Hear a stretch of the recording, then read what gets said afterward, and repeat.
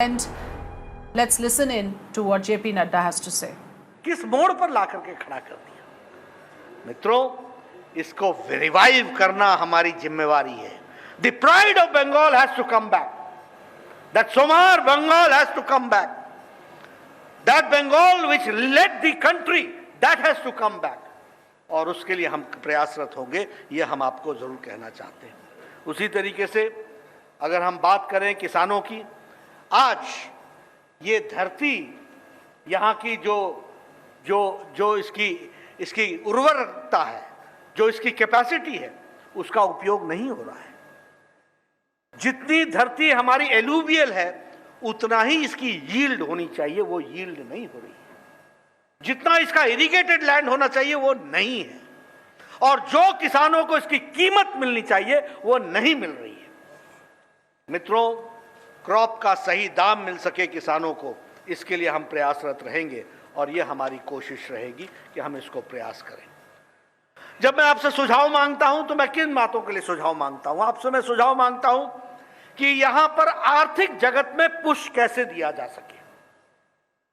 अगर ब्रिटिशर्स ने आकर के बंगाल को देखा कि this is an industrial town, this is an industrial area, यहां पर इंडस्ट्री का विकास की संभावनाएं हैं, उसके बाद जिस तरीके से इंडस्ट्री फ्लश की, जब आजादी मिली तो बंगाल इंडस्ट्रियल एरिया की दृष्टि से किस तरीके से आज बढ़ा था, और आज धीरे धीरे पिछले 60-70 सालों में एक एक इंडस्ट्रियलिस्ट ने अपनी इन्वेस्टमेंट यहां से हटा ली। ये सूखा पड़ गया।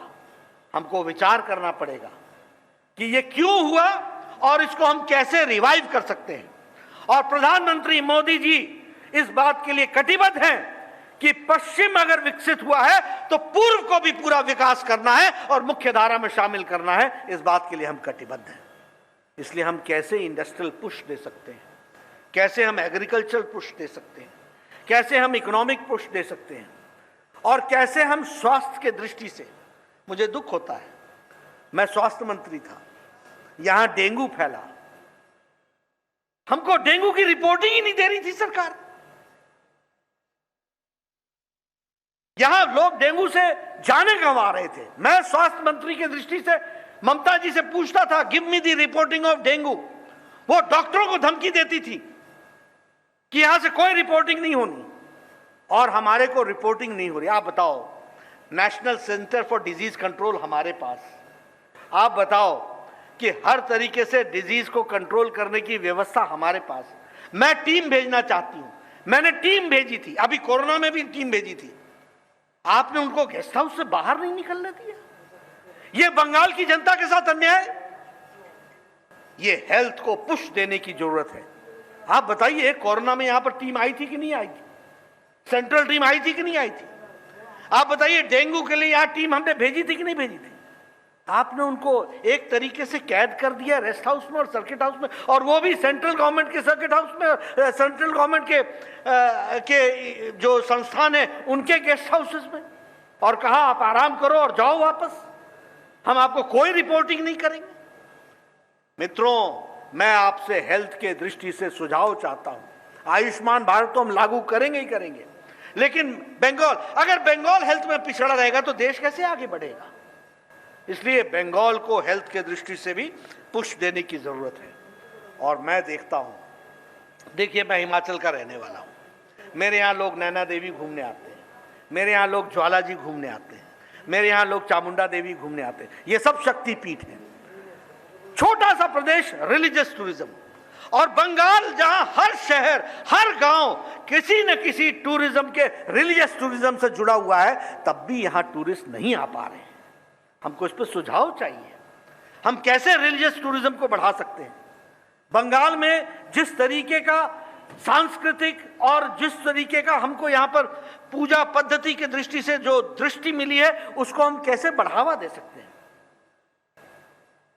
काली पूजा, दुर्गा पूजा देश भर में जानी जाती है, वो बंगाल के नाम से जानी जाती है, उसकी आइडेंटिफिकेशन बंगाल के साथ होती है, और बंगाल उससे वंचित रह जाए, ये हम कभी बर्दाश्त नहीं करेंगे। इसलिए मैं चाहूंगा कि ये सुझाव भी आए और बंगाल रिलीजियस टूरिज्म में भी आगे बढ़े, इसी तरीके से हम उसको बढ़ाने का प्रयास करेंगे।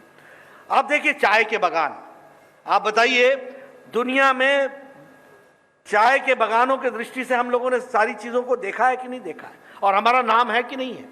प्रधानमंत्री मोदी जी ने 1000 crore rupees for the people of the tea gardens के लिए दिया है। हमको सुझाव चाहिए, चाय बागानों में काम करने वाले लोगों के बच्चों की शिक्षा कैसे उत्तम हो सकती है, उनका स्वास्थ्य उत्तम कैसे हो सकता है, उनको नौकरियों में समावेश कैसे किया जा सकता है, उनको चाय के बागानों में काम करते हुए अच्छी सुविधाएं कैसे दी जा सकती हैं। 1000 करोड़ हैव बीन गिवन इस बजट में, 1000 करोड़ रुपए। सुझाव चाहिए कि वो धरती पर कैसे लगे और कैसे वो कट मनी से बचे, इसकी भी हमको सुझाव चाहिए। ये भी हमको चिंता करने की जरूरत है। कैसे टोलाबाजी से बचे, इसकी भी हमको चिंता करनी चाहिए। इसके बारे में भी हमको बचाव करना चाहिए, और रास्ता आप ही बताएंगे, क्योंकि कट मनी आपको ही देना पड़ता है, उसको कट आप ही करेंगे। इस बात का भी हमको सुझाव चाहिए होगा। ये मैं आपसे जरूर शेयर करना चाहता हूं। मित्रों, अगर मैं बात करूं केंद्र सरकार की योजनाओं की, आप देखिए, अगर स्वच्छ भारत अभियान हमने लागू किया तो लोग हंसे, क्या प्रधानमंत्री मोदी जी लाल किले के प्राचीर से स्वच्छता की बात कर रहे हैं। मित्रों, 11 crore toilets have been constructed in last 6 years।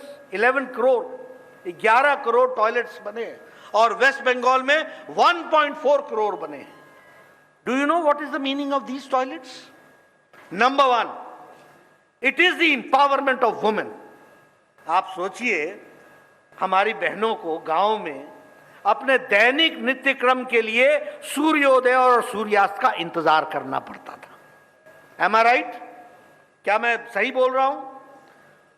You were listening to JP Nadda, BJP chief, speaking in West Bengal in Kolkata, talking about gathering public opinion and suggestions. He calls it the Lokho Sonar Bangla crowdsourcing campaign. Now, of course, taking suggestions from the people on various issues that he is talking about right now. Let's take a short break here. News and